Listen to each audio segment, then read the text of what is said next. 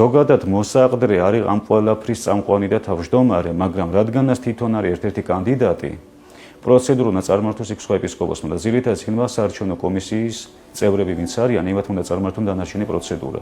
ანუ გახსნა კრების, რა თქმა უნდა, გახსნის თვითონ თავმჯდომარე, ანუ მოსაყდრე, პირველი მისასალმებელი სიტყვით მოსაყდრე მიმართავს ეპისკოპოსებს, რით უნდა დაიდგას 5.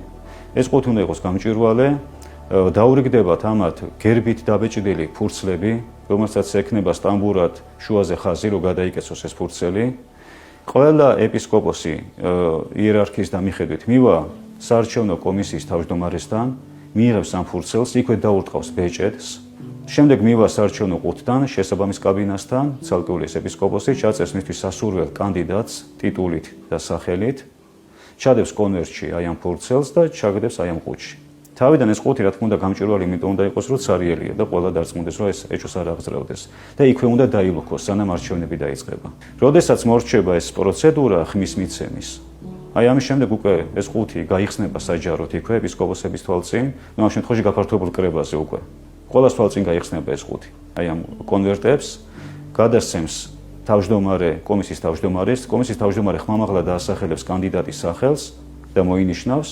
მე გადასცემს მესამე წევრს, მესამე წევრი სპეციალურად გამზადებულ ჭურჭელში ჩააგდებს აი ამ ასე თქვათ ბიულეტენებს, რომელიც უკვე როცა დაითვლება ხმები და დასრულდება დასახელება, უნდა დაიწვას. უხერხულობა ასე თქვათ არ წარმოიშვას.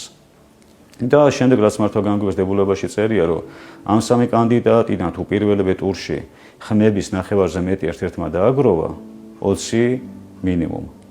უკვე ავტომატურად ის ირთვება გამარჯვებულად. მეტი ხმა არ ჭირდება? მეტი აღარა. იმიტომ 39-ნი არიან და უკვე 50 + 1% გამოდის.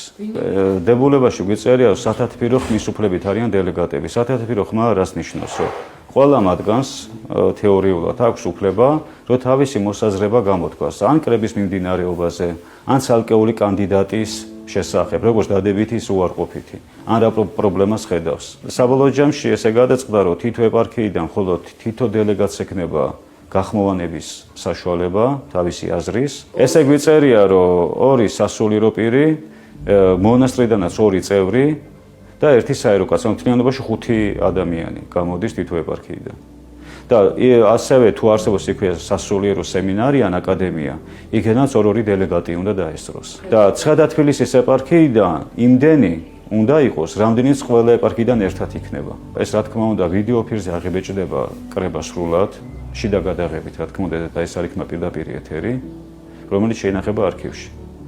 შესაბამისად, იქიდან შეიძლება ცალკეული კადრები გავრცელდეს. კრების სრულობიდან ან ბოლოს როცა დასრულდება კრება უკვე სამადლობელი სიტყვა რო ითქმის, იმიტომ რომ კრება როცა დასრულდება და ირჩევენ საპატრიარქო კანდიდატს, იქვე ადგილზე იწერება დამტკიცების სიგელი საარჩევნო კომისიის მიერ. ანუ ერთგვარი მილოცვა, მისამება და დამტკიცება, რომ ის უკვე კათოლიკოს პატრიარქად არის არჩეული, ესა თუ ის პიროვნება. აი შეიძლება ეს გასაჯაროვდეს.